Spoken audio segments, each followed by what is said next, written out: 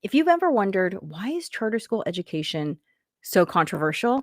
This book will help you understand that. If you've ever wondered, I don't understand why American politics is so broken, this will help you understand that. Because in addition to running this charter school system, Eva Moskowitz was a New York City council member.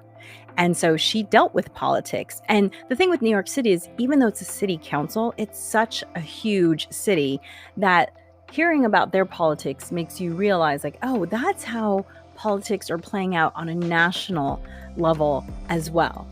And so that was two things that I learned about that were really fascinating: local politics and national politics, and then the charter school debate, if you will. The other thing that I think is so amazing about Eva's story is that she didn't set out to open schools.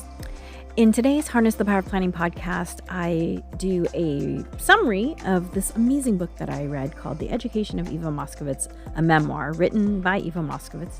And she is just has really inspiring, interesting story and talks at great length about public schools and charter schools specifically. And I think it was an amazing read. So check it out on the Harness the Power of Planning podcast starting now. Hi, Allegra here with Beyond Your Wildest Dreams. Happy Thursday. If you're joining me for the first time, welcome. I like to call myself a planning maven. A lot of people would probably call me a productivity and time management expert, but I believe that the bigger skill that one needs in order to be managing your time and your productivity is planning, which is why I like the term planning maven.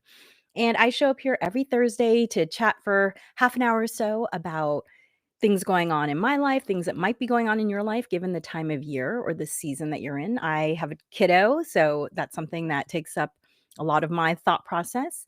And also talking about, all things planning. I wrote or co-wrote these 4 short read books. They take less than an hour to do, and they're all workbooks. So you're going to learn something as you read them. Have you ever read a great book and said, "Yeah, I agree with that. That was all true, but tell me how to fix the problem"? Yes. Well, that in this book, I will never leave you hanging. I will always give you tips to tell you how to work on whatever it is that you want to work on. So, welcome. And if you ever want to listen to this again, I do put up these episodes under the Harness the Power of Planning podcast. So feel free to listen to them there.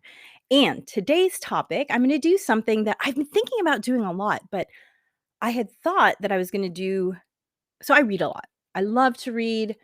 I read very widely: fiction, nonfiction, pretty much every genre except horror and high fantasy.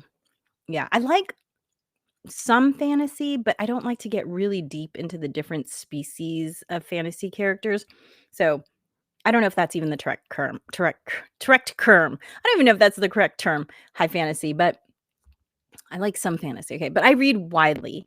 And I really believe that there's something to be learned from every book you read. If not factual information, then just insight into who people are, because it's the original form of virtual reality, right? So for a long time, I've thought about doing book reviews, but I thought I was going to maybe do written reviews and summaries, and that just hasn't happened because I'm just constantly reading, and I'm reading more than one book at a time. And anyway, so I thought this might be a better format, a more digestible format, watching it as a video. And the other great thing too is if you like to read, then at least on YouTube, which this does go up on YouTube, they provide a transcript. So you can see a transcript there if you want to go back and read it. Okay. So today's book is called The Education of Eva Moskowitz. And I am going to be talking about this book, and I learned so much in this book. It was really fascinating. So I'm excited to share it with y'all.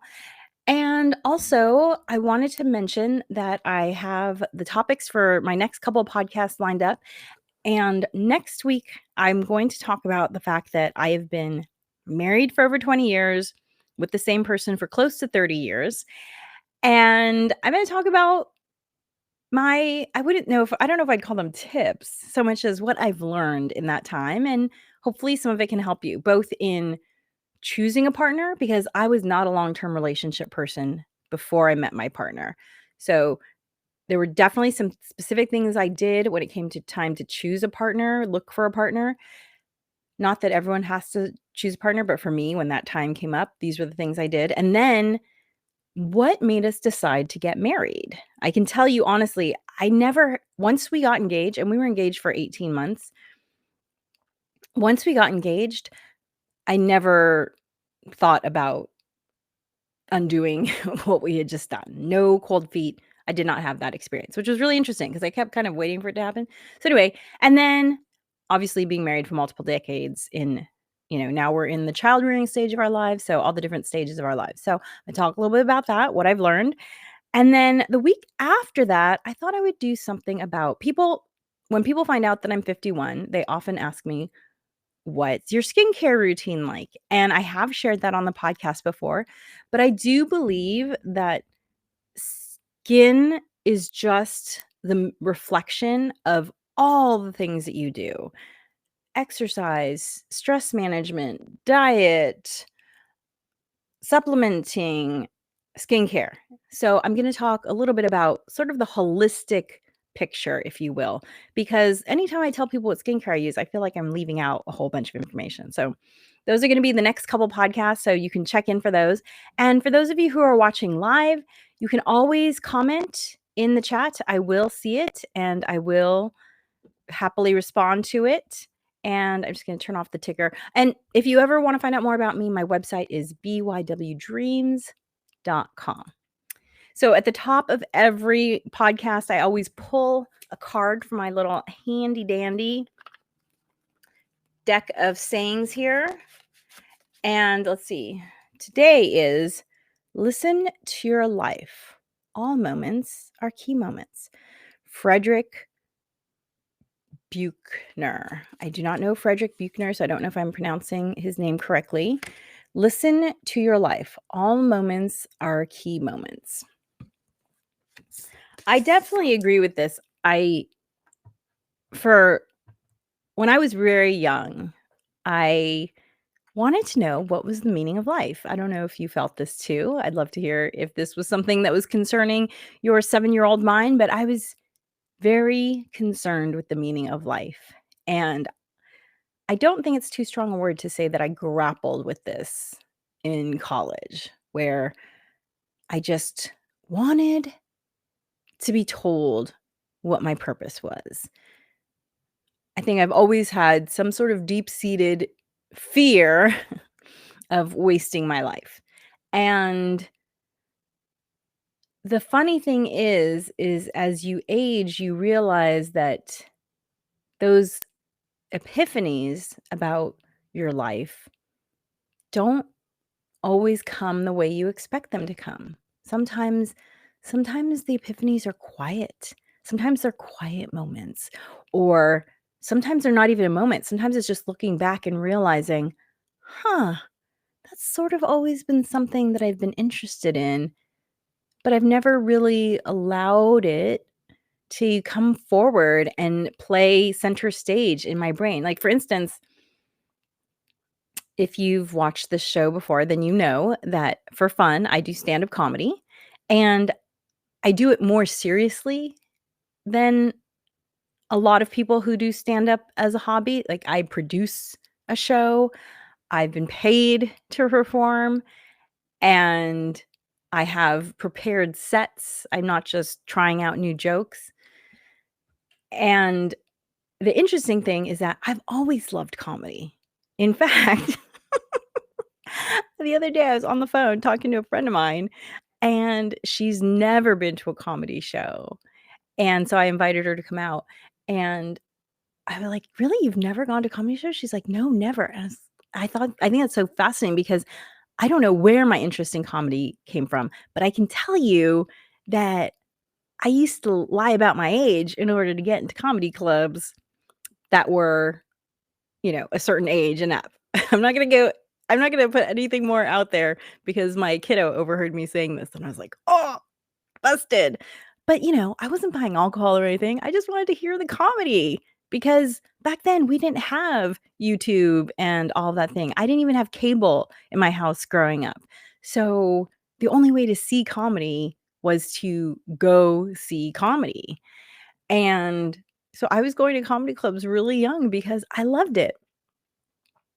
And then I did do some comedy classes in my 20s. I did some performing in my 20s, but the daily life, the traveling on the road of a comedian, I didn't think I would enjoy that.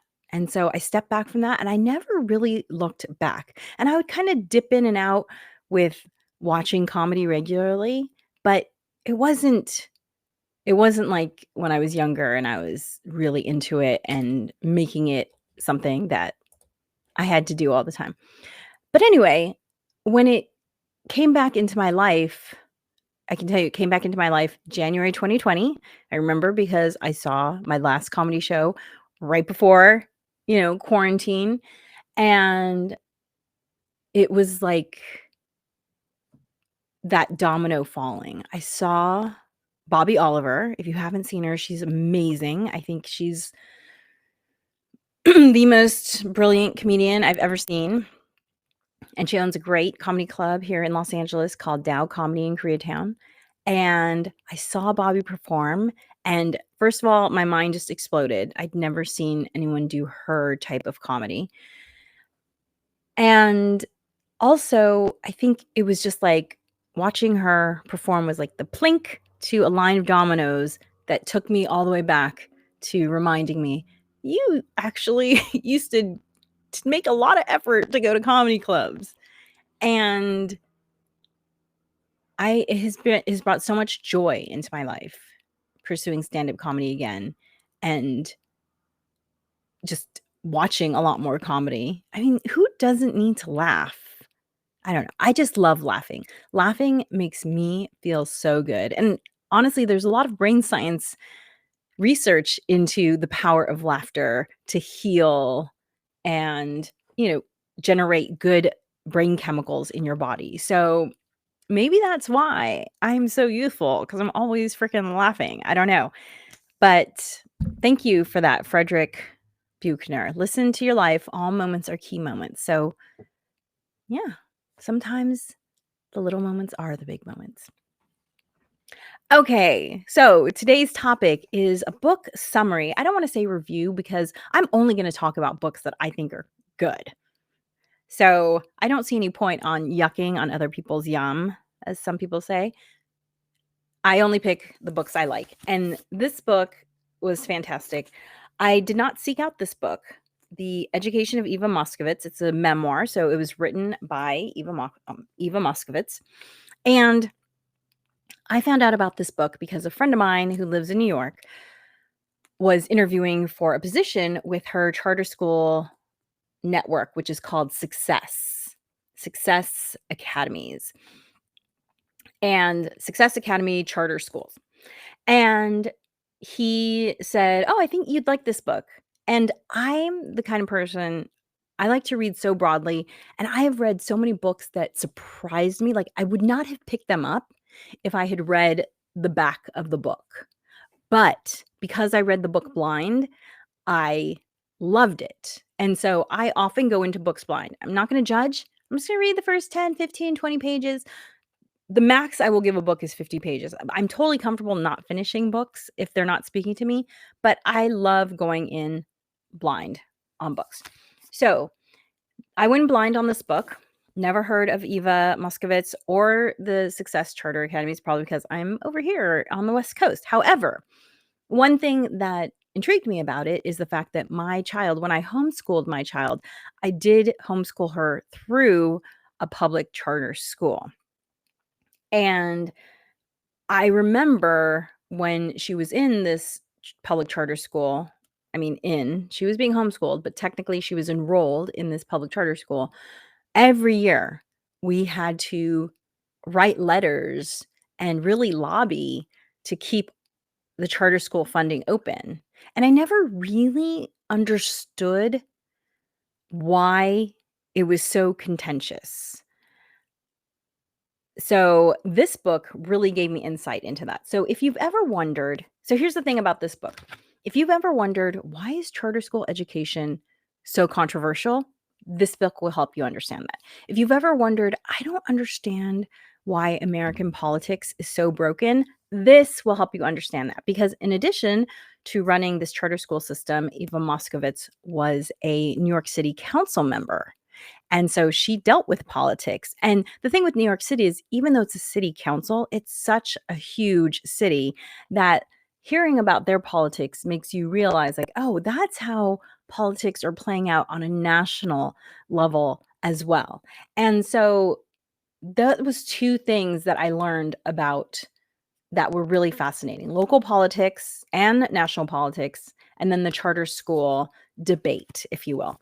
The other thing that I think is so amazing about Eva's story is that she didn't set out to open schools. Like, I know many people who have dreams of opening schools. That was not her dream. It was something that she evolved into because when she was a city council member, she actually chaired the education committee. And now she is a mom, so maybe there was an interest there, but it was while she was on the education committee that she learned about so many of the things that were keeping the New York public school system mired in less than less than ideal performance. I mean, some of the New York public schools are doing great, but on the whole, many, many schools were underperforming. And so it was very insightful to hear Eva's story and realize, Eva kind of struggled with, what is it that I'm supposed to do? What is my purpose? Kind of like I was talking about at the top of the show. How am I going to leave my mark? She knew she wanted to do something, but she didn't know what it was. But she just kind of followed the breadcrumbs, listened to people that she trusted, and found herself in this role that really, it was not when she was offered the position to open her first school, it wasn't this amazing honor, if you will, because it was going to be a lot of work. It was basically an uphill battle. Like, for a lot of people, if you're offered, oh, you're going to be the head of a company, that's an amazing accomplishment. For Eva, it was just the beginning of a long struggle. And because Eva Moskowitz is very uh is very clear about her values, and is very integrity is very important to her. And so she does not back down from a fight, even when she knows that she's going to pay for it personally. And she does. It was really disheartening, honestly, to read about someone who's trying to do good things, trying to help school children, and yet a target was basically put on her back by the media because of, look, it's hard. At this point in my life, I'm 51. People are challenging. So many of us have these beliefs that are so branded into our being that we cannot recognize the truth when it hits us in the face. And so it was painful to read about people writing things about her that were just patently untrue. And yet I don't know that these people think that they're lying. I think that they're doing the right thing for their constituency, but it was very insightful into just the challenge of being human and the information that we consume and the way information can be spun. I mean, unfortunately, there's a lot of spin, and you read about it a lot in here.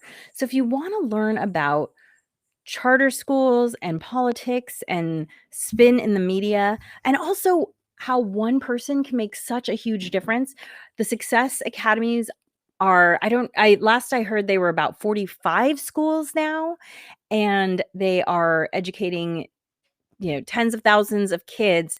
It was kind of amazing to read, at least at the time of this book, which this book came out a while ago. I think it was in 2017.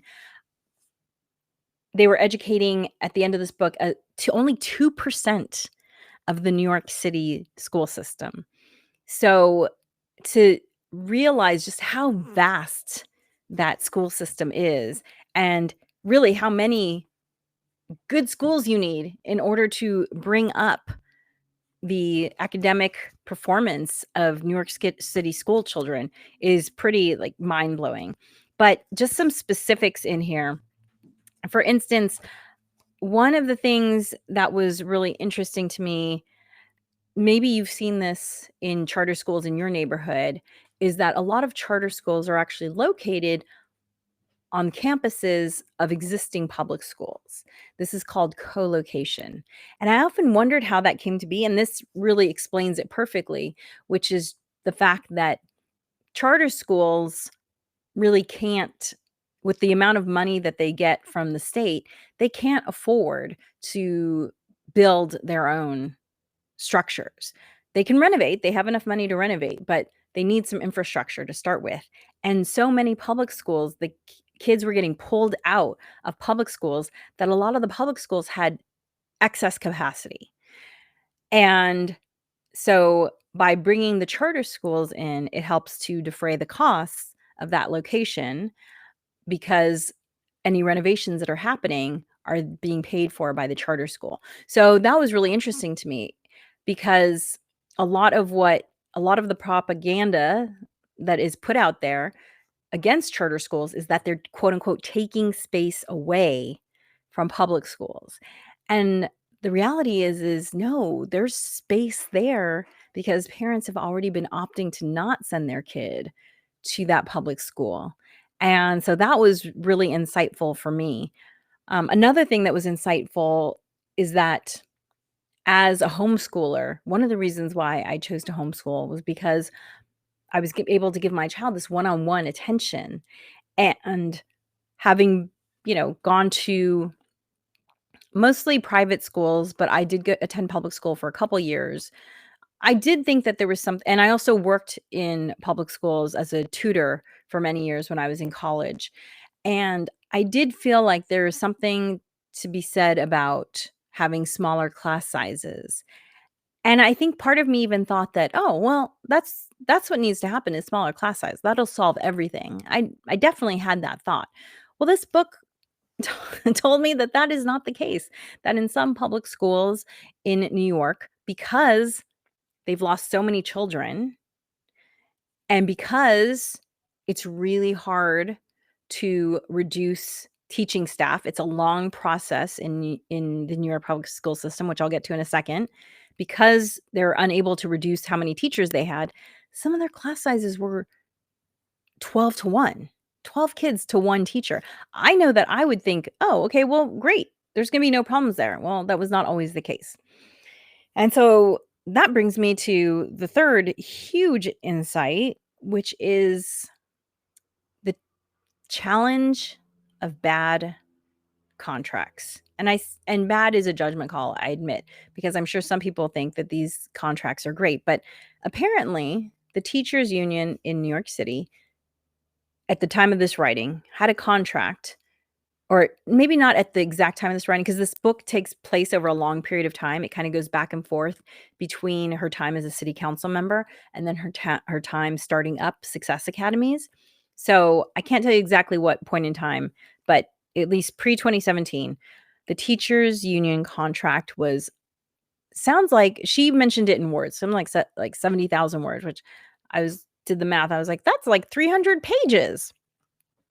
So this huge contract, which as a middle-class American, I absolutely believe that we should all have some job security and benefits.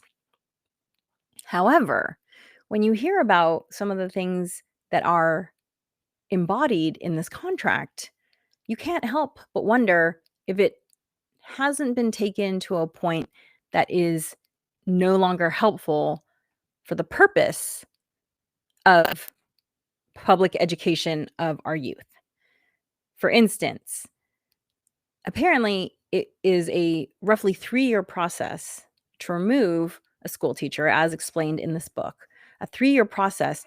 And that's not just, oh, the teacher and the principal disagree about teaching styles.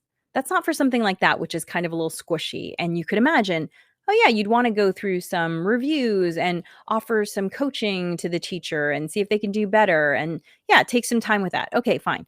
No, even straightforward cases with teachers not showing up for work a third of the school year, even those cases, it would take 3 years to have that person removed. And that means that 3 years of kids are getting a teacher who it doesn't sound like wants to be there. So that was really eye-opening, and there's a lot of that in this book, just eye-opening things about the challenges of these contracts that protect workers so much that it's kind of like if you took a knife and you said, "Okay, well, this knife is really sharp, so we're gonna make it safer by dulling it." But then you dull it and dull it and dull it to the point where it's no longer a knife. That's kind of like what it is, this contract. It's like, yes, you want people to not be working in dangerous situations and to be given the opportunity to evolve and develop as a professional. However, you've now made it so that they're so safe in this contract that no one has any consequences. And that's one of the reasons why charter schools have, like Success Academy, have been able to have more success because they've been able to bring in teachers that are, are aligned with their mission and are willing to work because they know that their contract is only for a year, and then if they're not performing, they're out of there. So, look, I think a lot of us have worked in environments where it it is easy to be laid off and it is easy to be fired. So, we can sympathize with the desire for work security. However, again, there's there if the teachers aren't teaching the students, then they're just not doing their job. So that was really, really eye-opening. And then, the other thing that was sad and eye-opening was about the media and the media coverage of Eva was very slanted just based on the agenda of the journalists. And we're talking journalists that people think are left-leaning. So you would think they would be pro-education, writing things that were not an accurate portrayal of what happened. Did they lie? No. Did they use their power to choose words that might mislead people? According to the articles I read, yes. And it's all laid out there. I mean, there's a huge record on Eva Moskowitz, so you can cross-check all of her stories very easily. And so it's fascinating. So I loved reading her story. I loved learning that someone who never set out to be an educator could go out and do so much good for so many people. I mean, people are clamoring to get into her schools. Everyone wants to get into her schools. And many of her schools, at least most of her schools in the beginning, started out in lower income neighborhoods. So she was really helping people that needed to be helped. So I highly recommend this book. You will learn so much about really our world and why it is the way it is. It was very eye-opening, very easy to read, and kudos to Eva Moskowitz for everything you've done. Thank you for you. We need more of you in the world. So check it out.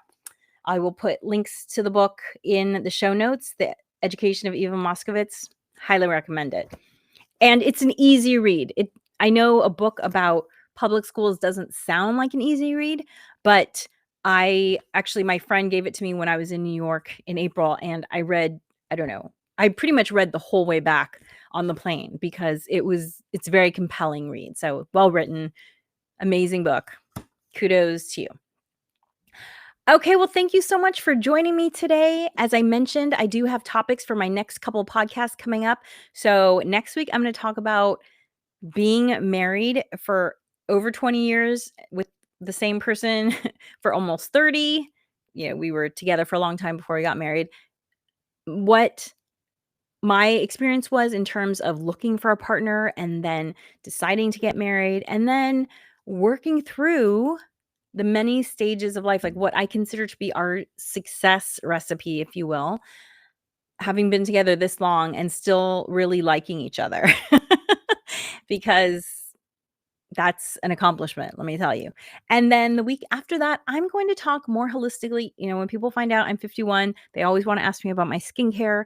And I feel like I'm leaving something out if I don't talk about sleep and stress management and diet and supplements, because that all matters too. So I'm going to talk about my holistic recipe for healthy looking skin. So hopefully you'll join me for that on Thursdays live at 9:30 a.m. But you can always catch this on the Harness the Power of Planning podcast, wherever you listen to podcasts. And be sure to rate, subscribe, do all the things that you can do wherever you're watching. It helps me and it costs you nothing. So I appreciate it. And remember that planning makes everything easier. Thanks for joining me. Hi, Allegra here with